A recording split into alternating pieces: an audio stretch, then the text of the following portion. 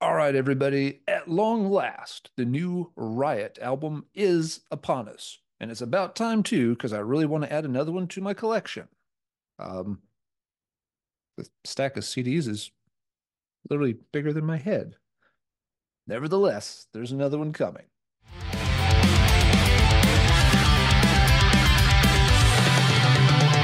Hiding deep in the shadows, slipping in and out unseen. Hello, everybody. My name is Alan, and I'm here on Heavy Metallurgy today to review the 17th studio album by Riot. It is called Mean Streets, and it's coming out April 12th via Atomic Fire Records, which, for those of who don't know, Atomic Fire is kind of an offshoot from Nuclear Blast. Atomic Fire tends to have a lot of these sort of older legacy bands on it. They've put out a lot of good releases in recent years, so don't overlook their catalog. All right, so we have the Legends from New York are back for another go of it. I'll just go ahead and preface this whole thing by saying Riot is my favorite heavy metal band of all time. So, yeah, there may be a little bias here. That said, I don't love every album in their catalog, but it does come pretty close. In recent years, Riot has been operating under the moniker of Riot. It's a Roman numeral. So am I supposed to say Riot V or Riot 5? I'm not sure. The point of it is it's the Mark 5 lineup. So maybe we call them Riot Mark 5. Regardless, I'm just going to refer to the band as Riot, and everybody's going to know exactly who I am talking about. So, yes, we have their 17th album, and it's been 6 years since the previous release, Armor of Light. And that makes it the longest hiatus between Riot albums in their entire career, which goes back into the 1970s. So, we've definitely been waiting for this one. But, a few things have happened in the world, COVID and all of that kind of stuff. So, understand that it might have taken a little longer to put this one together. The band's also been doing a ton of anthology collections in recent years, as well as a lot of live collections. So, there's been lots of cool Riot material coming out for fans to check out. But yeah, this is their first new studio recording in a while. The lineup has stayed very consistent across the Riot Mark V years. And, I think it shows that, they've got a good group here. They gel well together. And that means you get some really solid consistency heading into the new album, too. Also, I've got to point out the cover art for the new album is absolutely fabulous. Not only do you have multiple Tior the Mighties, and not only is one of them holding a sword while another is holding a bottle of tequila, you get the reference. But we also have what I'm pretty sure is our first ever appearance of a female. I'm going to call her Tina the Mighty, riding on one of the motorcycles in the cover art. That's just too awesome for words. What can we say? Best mascot ever. But enough about lineups and, long breaks between albums and, awesome human steel hybrids riding motorcycles on the cover. How does this album sound? Have they stayed the course? Have they tried something different? Shouldn't be a real surprise that yes, they've stayed pretty on course with this one. It's a relatively long album. You get 12 songs at 51 minutes. We'll come back to that a little bit later, but it very much encapsulates what Riot is all about. And I feel like that's something the band has been doing during this Mark V era on, the last two albums under this particular moniker with this lineup. It feels like, the band is in a way paying tribute to all of its eras. They've gone through five vocalists. They've gone through some sound changes. If you go back and compare the Rhett Forster bluesy material to the, hard rocking Guy Speranza material of the late 70s, to the, blazing power metal anthems of the late 80s with Tony Moore, to the, hard rock, godliness of Mike DeMeo throughout the 1990s. And it feels like, Riot Mark V really does try to hit on all those eras, that you're going to have some songs that are reminiscent of lots of different periods through the band's history. And you certainly have that formula intact here on Mean Streets. Looking at the track list, let's see what we've got. Starts off, with the very solid, Hail to the Warriors, as, a little, kind of sound clip, spoken intro part, but the song gets going, and it's a very solid fist pumper, starts to get the adrenaline flowing. Everybody sounds great here. And it's worth noting, they have, a fantastic lineup. Guitarists Nick Lee and Mike Flints play off of each other great. Really underrated guitar tandem. Mike Flints is a fantastic guitar player who never gets a lot of credit. He's just quietly low key, absolutely stellar. You still have Todd Michael Hall behind the microphone. He's sounded great on recent albums, has a lot of power, a little bit of grit in his voice to give it some texture. Rhythm section, Frank Gilchrist, longtime Virgin Steel drummer, is still there, as well as Don Van Stavern, who played on the band's iconic late 80s albums, and then came back later and got back in the band as well. So you've got a quality lineup, veterans who know their craft and are really, really good at this stuff. I hear the calling of the voices in my head, riding out for vengeance and praying for the day. Yeah. So yeah, you get off with a nice intro track. The second track, Feel the Fire, is a little bit different. This one's got, kind of a very slower, kind of staccato pacing to it. It's a little bit of, power chord, dun, dun, dun. Why am I doing it? Marty, insert clip here.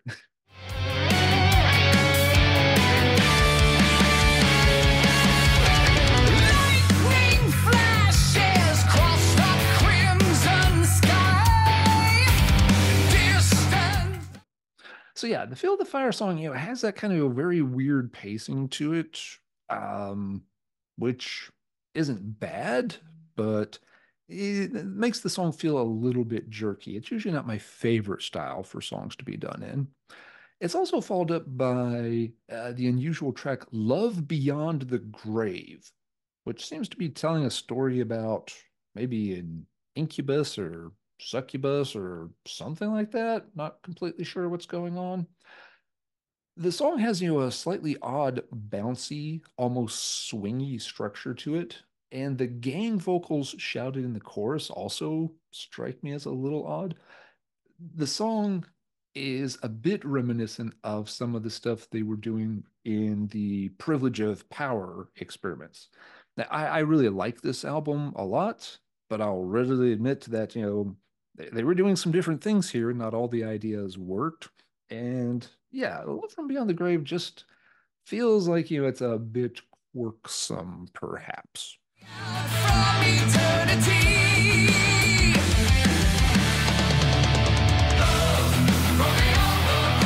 Wicked passion serenade. So, after the first three songs, I have to say this album didn't exactly immediately, skyrocket to top tier stuff. While none of these songs are bad, and I like the opener, the next two feel like they're maybe in a little bit of a holding pattern. But things really get going with track 4, which is titled High Noon. Now, the band has a long history of doing Western themed songs, from Outlaw to Gunslinger, going back to classics like Born in America, Fire Down Under era. We know this. Riot likes doing some Western songs. This one fits the bill perfectly. And it's done in the kind of just glorious high speed, top velocity mode of, say, Thunder Steels on Wings of Eagles. So, hells yeah. It's a choice of you or me. Then you're going down. High noon, underneath the sun. Yes, with High Noon, here the album finally, hits full gear, and now we are definitely off and running. The follow-up before this time This one is very much paying ode to the Mike DeMeo Inishmore era. Just within the first few seconds of the guitar melody, you'd swear you were listening to a B-side from Inishmore. And there are some very good B-sides from Inishmore if you want to track down certain, Japanese singles and EPs. Great song, sounds perfect. And it's one thing that's impressive about Todd Michael Hall. He's doing songs a bit reminiscent of different periods from the band's history when there were different vocalists on board, yet he's able to deliver the goods on almost all these styles. You can tell, he's a veteran. He's worked with lots of other projects like Jack Starr's Burning Star. He knows what he's doing behind the mic for sure. So another great track there. And it's followed by another barn burner titled Higher. This is just another fast-paced one. Flint's and Nick get to show off the guitar work. It's just constant. If you love just six-string heroics, Riot is a band you should be paying attention to. And this album, they're just putting on a clinic in these songs.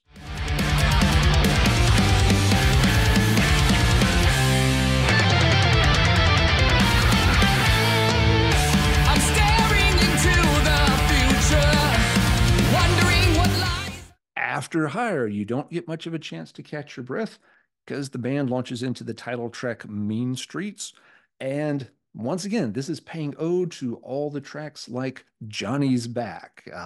They've done several of these. They're very anthemic, talking about, yeah, sort of, life on these mean streets, the kids in the street, gangs, fighting over your turf, the heydays of being young and dumb and full of adrenaline, and yeah, cruising around at night, raising hell, battling it out with the guys from the other block who are pissing you off.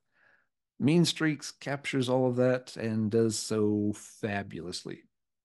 One could think that perhaps Riot revisits some of these themes a little too often. Do you need to do another Western theme song? Do we need to revisit Johnny's Streets all over again? While in a textbook, the answer might seem like, you've probably done that enough. They're doing it so well here on this album that you feel like, absolutely, keep doing more of this. It's fantastic. They are in their wheelhouse, they know it, and they're delivering the goods, just knocking these songs out of the park. After this, it feels like the album levels out pretty good. The next several songs are all quite good. You have Open Road, which again leans a little bit towards material from the Mike DeMeo album era. You've got, Lean Into It, which is a little more in the accessible hard rock style as well. The closing number, No More, goes out with a pretty forceful pounder, which is what you want the album to do. So, yeah, the beginning of the album maybe is the weakest part. Then the middle is definitely the strongest section, but the end levels off nicely. And overall, you get, a very solid album. It's Riot doing everything you want Riot to do and doing it as well as they ever have. Can't complain about much of anything here. Again, I can nitpick a little bit about Feel the Fire or, Love from Beyond the Grave feeling slightly odd, but it's not like they're bad songs either. Just compared to everything else going on here, maybe they feel slightly out of place. And that's where we come back to the runtime. 12 songs at 51 minutes feels just a tad too much. You could clip maybe those two songs, maybe one of the last few songs, where there's not necessarily a big standout among them. Par this down to 10 songs and get it in like that 45-minute mark, and you'd have, an almost untouchable album. Even I would have trouble nitpicking anything on that album. And I am prone to, making sure, I do bring up anything that does strike me a little odd. I think this one's just a tad too long. There's just a couple too many songs on it, but it is still an extremely solid outing, and I'm very, very happy with the result. To be fair here, I do have to point out Riot has not done anything new. Again, they are very much revisiting all the old tropes that they've done before. It's almost as if, Riot Mark V has become a tribute band to Riot Mark one, two, three, and four, which is, kind of strange in a way. But again, some of these guys have been involved with the project for a long time. Van Stavern was with them in the late 80s. Mike Flint's has been in the band since, the Nightbreaker era in the early 90s. So, he's 30 years into it himself at this point.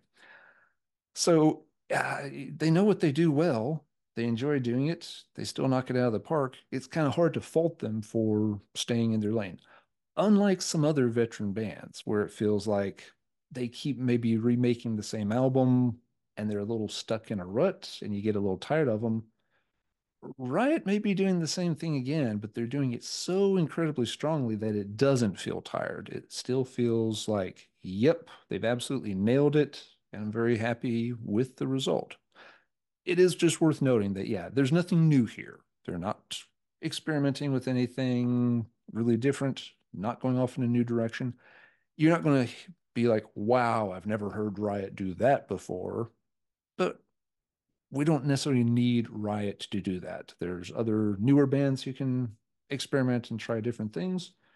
Riot is still delivering the goods at a high level and higher than most other bands who are their peers. And they don't have many peers at this point. The band's, coming up on 50 years if they make it for another few.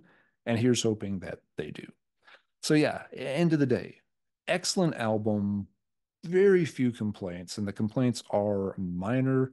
Very happy to put Mean Streets on the shelf or the two or three shelves that all these other Riot albums call home. Even though I've got a lot of their stuff, and even though they're going back to the same wells they've hit before, it still feels like a fantastic album. I've played it a ton of times already, and I suspect I'll be playing it plenty more. If anything, it feels like this one may have a little more repeatability and legs than the last two Mark V Riot albums have. While I liked both of these just fine, these don't come off the shelf a huge amount. Whereas I feel like Mean Streets may be one that I'll be playing a good amount throughout the rest of 2024. All right, that is going to do it for this review. Make sure to check back with Heavy Metallurgy for more album reviews, Wednesday night album club discussions, and the Friday night live stream with different guests from musicians, authors, and other YouTube personalities as well. So, that's been my review. Please leave a comment down below and let me know what you think of Riot Mark V and how they're doing in this day and age. I think they can still put on a show, and very few other bands can keep up with, just the pure level of talent, genius, and songwriting that these guys have always been able to knock out of the park.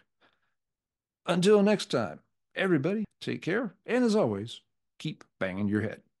The daily grind.